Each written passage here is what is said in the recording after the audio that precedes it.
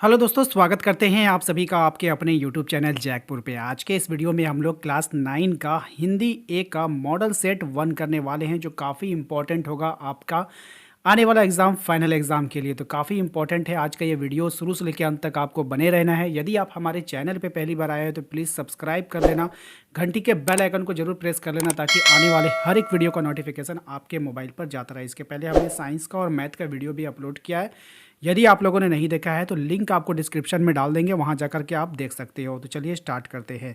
सबसे पहले देख लीजिए आप लोगों को क्या होगा। समय आपको 1.5 घंटा का दिया जाएगा, टोटल पूर्णांक 40 होगा, यानी 40 ऑब्जेक्टिव क्वेश्चन आपसे पूछा जाएगा। सभी प्रश्न अनिवार्य होंगे, प्रश्नों की कुल संख्या 40 होगी। प्रत्येक प्रश्न के लिए 1 अंक निर्धारित किए जाएंगे। प्रत्येक प्रश्न के लिए 4 विकल्प दिए जाएंगे, जिनमें से एक विकल्प सही है और आपको उसका चयन करना है। गलत उत्तर अगर आप देते हो तो कोई भी नंबर आपका नहीं कटेगा, ठीक है। चलिए अब नीचे आते हैं। सबसे पहले आप लोगों को कुछ पैसेज दिया जाएगा, इस तरह से पैसेज होगा। पैसेज को ध्यानपूर्वक आप लोग पढ़ लेना। पढ़ने के बाद उसको क्या करना है, आंसर करना है। यहाँ पर जैसे हम देख पा रहे हैं, यहाँ पे जो पैसेज है हमारे सामने, कह रहा है कि हमारे देश में कई प्रकार के त्यौहार मनाए जाते हैं। इनमें से कुछ धर्म से जुड़े होते हैं तो कई नए वर्ष के आगमन से जुड़े होते हैं। त्योहारों के कारण पूरा वर्ष उमंग से भरा पूरा बना रहता है। नव वर्ष आगमन के समय तो खेत लहलहाने लगते हैं, उनकी कटाई आरंभ हो जाती है, किसान का मन भी प्रफुल्लित हो जाता है। इसी प्रकार महापुरुषों की याद में मनाए जाने वाले त्यौहार हमारे मन को देशभक्ति एवं गौरव की भावना से सराबोर कर देता है। सभी त्यौहारों का लक्ष्य एक ही है, हम सभी त्यौहारों को मिलजुल कर एक साथ हर्षोल्लास के साथ मनाएं और उसमें निहित अच्छे विचारों को संपूर्ण समाज में फैलाने में मदद करें, जिससे सभी धर्मों के लोगों को एकजुटता की भावना जागृत हो सके। तो ये कहानी हो गया। अब चलते हैं क्वेश्चन आंसर पे आते हैं। सबसे पहले सवाल पे आते हैं। पहला सवाल में कह रहा है कि कौन से त्यौहार के समय किसान आनंदित होते हैं। तो धार्मिक दृष्टि से जुड़े त्यौहार के समय किसान क्या हो जाते हैं, आनंदित हो जाते हैं। तो इस प्रश्न का जो उत्तर हो जाएगा वो आपका ऑप्शन नंबर ए हो जाएगा, ठीक है, याद रखिएगा आप लोग। अगला सवाल देखिए, कह रहा है कौन से त्यौहार हमारे मन में देशभक्ति की भावना जागृत कर देता है।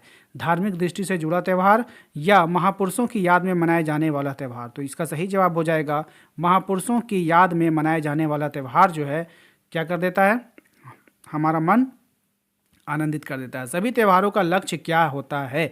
तो सभी त्योहारों का लक्ष्य क्या होता है आपको बताना है। ऑप्शन आपके सामने है, सही जवाब हो जाएगा उसमें निहित अच्छे विचारों को पूरे समाज में फैलाना। यानी सभी त्योहारों का एक लक्ष्य होता है कि त्यौहार का जो अच्छा बात है वो पूरे समाज में फैल जाए, ठीक है। त्योहारों का कभी भी गलत उद्देश्य देखें, कभी भी कोई गलत उद्देश्य नहीं होता है, ठीक है। गद्यांश के लिए एक उचित शीर्षक देना है आपको, एक टाइटल देना है इसको। तो क्या हो जाएगा टाइटल, त्योहारों का महत्व। क्या हो जाएगा, त्योहारों का महत्व हो जाएगा, ठीक है। अगला सवाल देखिए, उमंग शब्द का पर्यायवाची क्या हो जाएगा। तो उमंग शब्द का जो पर्यायवाची हो जाएगा इसमें हो जाएगा उल्लास। क्या हो जाएगा, उल्लास। ऑप्शन नंबर बी हो जाएगा इसका सही जवाब, ठीक है। अगला सवाल देखिए क्या है, कह रहा है कि निर्देश प्रस्तुत पद्यांश को ध्यानपूर्वक पढ़कर 6 से 10 के लिए सही उत्तर का चयन करना है, ठीक है। तो जो आपको ये दिया गया है उसको पढ़ना होगा। पढ़ने के बाद आपको क्या करना है, सही उत्तर का आपको चयन करना है। तो चलिए इसको पढ़ लेते हैं जल्दी से स्पीड में। मैं जब अकेला होता हूँ मुझे मेरी माँ का प्यार याद आता है। सोचकर वक्त के उस दौर को मेरा रोम रोम हर्षित हो जाता है।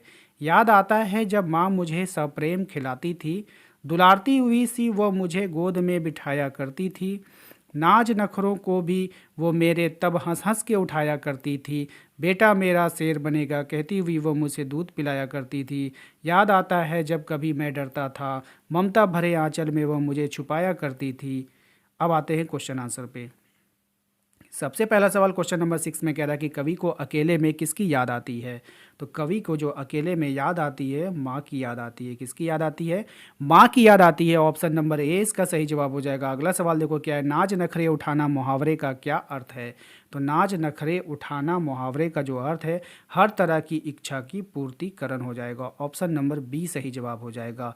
अगला सवाल देखिए क्या है, दूध पिलाते समय माँ कवि को क्या कहती है। तो दूध पिलाते समय माँ कवि को कहती है बेटा मेरा शेर बनेगा। क्या कहती है, बेटा मेरा शेर बनेगा, ठीक है। कवि डर के जाने पर माँ क्या करती थी। कवि के डर जाने पर माँ क्या करती थी, तो अपने ममता भरे आंचल में छुपा लेती थी। ऑप्शन नंबर डी हो जाएगा इसका, ठीक है। प्रस्तुत कविता का उचित शीर्षक देना है। तो इस कविता का हम क्या शीर्षक दे सकते हैं, माँ का प्यार भी बोल सकते हैं, माता का आंचल भी बोल सकते हैं और माँ की ममता भी बोल सकते हैं। तो उपयुक्त में से सभी हो जाएगा, ऑप्शन नंबर डी बिल्कुल सही जवाब हो जाएगा। खंड ख में व्याकरण संबंधित है, इसको देख लीजिए, काफ़ी इंपॉर्टेंट है। जो शब्दांश किसी शब्द के पहले जोड़कर उसके अर्थ में परिवर्तन ला देता है उसे क्या कहते हैं? तो जो पहले आकर जुड़ता है और उसके अर्थ में परिवर्तन ला देता है उसे हम लोग उपसर्ग बोलते हैं। जो पहले आता है, बाद में जो जुड़ता है उसको प्रत्यय बोलते हैं, याद रखिएगा। नेक्स्ट है, सुनारिन शब्द में किस प्रत्यय का प्रयोग हुआ है? तो सुनारिन शब्द में जो इन प्रत्यय का प्रयोग हुआ है, ऑप्शन नंबर सी हो जाएगा। आकाश का सही पर्यायवाची क्या हो जाएगा? तो आकाश का जो सही पर्यायवाची हो जाएगा वो गगन हो जाएगा, ऑप्शन नंबर बी इसका सही जवाब है। नेक्स्ट है, सीता आम खाती है, वाक्य में प्रसर्ग का प्रयोग कौन सा परिवर्तन होगा? तो कौन सा परिवर्तन हो जाएगा? सही जवाब हो जाएगा सीता ने आम खाया। ठीक है, नेक्स्ट देखिए क्या है, 4 लीटर दूध में विशेषण शब्द आपको बताना है। तो 4 लीटर दूध में कौन सा विशेषण है भैया? तो इसमें विशेषण है 4 लीटर। कितना है? 4 लीटर।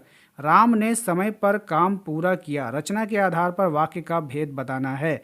तो राम ने समय पर काम पूरा किया कौन सा वाक्य है, आपको बताइए। तो सही जवाब हो जाएगा, ये एक सरल वाक्य है। क्या सा वाक्य है? सरल वाक्य है। ठीक है, नेक्स्ट देखिए, मोहन ने कहानी सुनाई और सोहन हंसने लगा, रचना के आधार पर वाक्य का भेद बताना है। तो रचना के आधार पर इसका जो वाक्य का भेद हो जाएगा ये संयुक्त वाक्य हो जाएगा, जो और के द्वारा जुड़ रहा है। ठीक है, संयुक्त वाक्य हो जाएगा। नेक्स्ट देखिए, 9 2 11 होना मुहावरे का क्या अर्थ होगा? तो 9 2 11 होना मुहावरे का अर्थ होता है भाग जाना, ऑप्शन नंबर सी इसका सही जवाब हो जाएगा। अगला सवाल देखिए क्या है, लड़का अच्छा है, इस वाक्य में वचन बदलने पर विशेषण पर क्या प्रभाव पड़ेगा? तो लड़का अच्छा है, इस वाक्य में विशेषण बदलने पर लड़के क्या हो जाएगा? अच्छे हो जाएगा, विशेषण बदल देना है। ठीक है, अब आते हैं हम लोग विशेषण पद के द्वारा जिसकी विशेषता बताई जाती है। विशेषण पद के द्वारा जिसकी विशेषता बताई जाती है उसे क्या कहते हैं? तो उसे कहते हैं हम लोग विशेष से कहते हैं। जिसकी विशेषता बताई जाती है उसको क्या बोलते हैं? विशेष से बोलते हैं, याद रखिएगा। अगला सवाल देखिए, आपका पाठ्य पुस्तक से लिया गया है, इसको ध्यानपूर्वक पढ़िए, उसके बाद प्रश्न का उत्तर देना है आपको। मोको कहाँ ढूंढे बंदे, मैं तो तेरे पास में, ना मैं देवल ना मैं मस्जिद, ना काबे कैलाश में, ना तो कौने क्रिया कर्म में, ना ही योग बैराग में, खोजी होय तो तुरती मिलहि पल भर की तलाश में, कहे कबीर सुनो भाई साधो सब श्वासों की श्वास में। प्रस्तुत कविता के रचनाकार कौन है? ठीक है, आपको बताना है कि इसकी रचना करने वाला कौन है। तो इसकी जो रचना करने वाला है वो कबीर दास है, ऑप्शन नंबर ए इसका सही जवाब हो जाएगा। दूसरा सवाल है हमारा, मनुष्य किसे ढूंढ रहा है? तो मनुष्य ढूंढ रहा है किसे, बताइए? ईश्वर को, ऑप्शन नंबर डी इसका बिल्कुल सही जवाब हो जाएगा। ठीक है, नेक्स्ट देखिए, क्वेश्चन नंबर 23 में कह रहा है कि वैराग का मतलब क्या होता है? तो वैराग का मतलब होता है आपका वैराग्य, ऑप्शन नंबर बी। ठीक है, उसके बाद देखिए 24 नंबर में कह रहा है, पद में किन 2 तीर्थ स्थलों के नाम आए हैं? तो पद में कौन? काबा और कैलाश, ऑप्शन नंबर बी इसका सही जवाब हो जाएगा। ठीक है, चलते हैं अगले सवाल पे भैया। अगले सवाल में कह रहा है, निम्नलिखित प्रश्नों का सही विकल्प का चयन करना है। सब सांसों की श्वास में इस पंक्ति का अर्थ क्या होगा? सब श्वासों की सांस में इस पंक्ति का अर्थ बताना है। सही जवाब हो जाएगा, ईश्वर सभी जीवों के कण कण में है, इसका मतलब यही होता है। ठीक है, ऑप्शन नंबर ए हो जाएगा। अगला सवाल देखिए क्या है, मानसरोवर में कौन विहार करते हैं? तो मानसरोवर में कौन विहार करता है भैया? हंस करता है। कौन करता है? हंस करता है। क्वेश्चन नंबर 27 में कबीर दास का जन्म कब और कहाँ हुआ था? तो कबीर दास का जो जन्म हुआ था 1398 ईस्वी में काशी में हुआ था, याद रखिएगा, मोस्ट इंपॉर्टेंट रहेगा आपके एग्जाम के लिए। अगला सवाल है हमारा, इनमें से कबीर की रचनाओं का संग्रह कौन है? इनमें से कबीर की रचनाओं का जो संग्रह कौन है? तो बीजक हो जाएगा। क्या हो जाएगा? बीजक हो जाएगा, ऑप्शन नंबर ए इसका सही जवाब हो जाएगा। नेक्स्ट सवाल देखिए क्या, पखा पखी का क्या अर्थ होता है? तो पखा पखी का जो अर्थ होता है उसका मतलब होता है पक्ष विपक्ष। क्या होता है? पक्ष विपक्ष, ऑप्शन नंबर डी बिल्कुल सही जवाब हो जाएगा। नेक्स्ट देखिए क्या है, संसार को किसके समान बताया गया है? ये जो संसार है इसको कुत्ते के समान बताया गया है। किसके समान बताया गया? कुत्ते के समान, याद रखिएगा, ऑप्शन नंबर सी हो जाएगा। अगला सवाल को पढ़ना है, इसको अच्छे से पढ़ लीजिएगा। पढ़ने के बाद इसका आप लोगों को आंसर करना है। ठीक है, चलिए पढ़ लेते हैं स्पीड में। आज दोनों के सामने फिर वही सूखा भूसा लाया गया। दोनों चुपचाप खड़े रहे।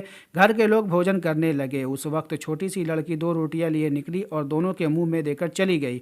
उसकी एक रोटी से इनकी भूख तो शांत होती, पर दोनों के हृदय में मानो भोजन मिल गया। यहाँ भी किसी संजन का वास है। लड़की भैरव की थी। उसकी माँ मर चुकी थी। सौतेली माँ उसे मारती रहती थी, इसलिए इन बैलों से उसे एक प्रकार की आत्मीयता हो गई थी।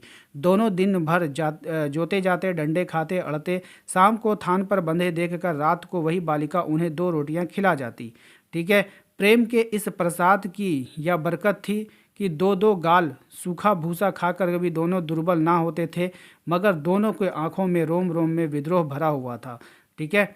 चलिए अब क्वेश्चन आंसर पे आते हैं। कह रहा है कि छोटी लड़की रात को दोनों को क्या खिला जाती थी? रोटियां, भूसा, चोकर या खल्ली? तो क्या खिला के जाती थी? रोटियां खिला के जाती थी। ऑप्शन नंबर ए हो जाएगा, वो भी सूखी रोटियां। ठीक है। लड़की के पिता का क्या नाम था? जो लड़की थी उसकी पिता का नाम क्या था? भैरव था। किसकी था? भैरव। वो भैरव की बेटी थी। अगला सवाल देखो क्या है, सौतेली माँ उसके साथ कैसा व्यवहार करती थी? तो सौतेली माँ उसके साथ उसको क्या करती थी? मारती थी। ठीक है, याद रखिएगा, ऑप्शन नंबर बी हो जाएगा। निम्नलिखित प्रश्नों के विकल्प का चयन करना है। ठीक है। दोनों बैलों के साथ कैसा व्यवहार किया जाता था?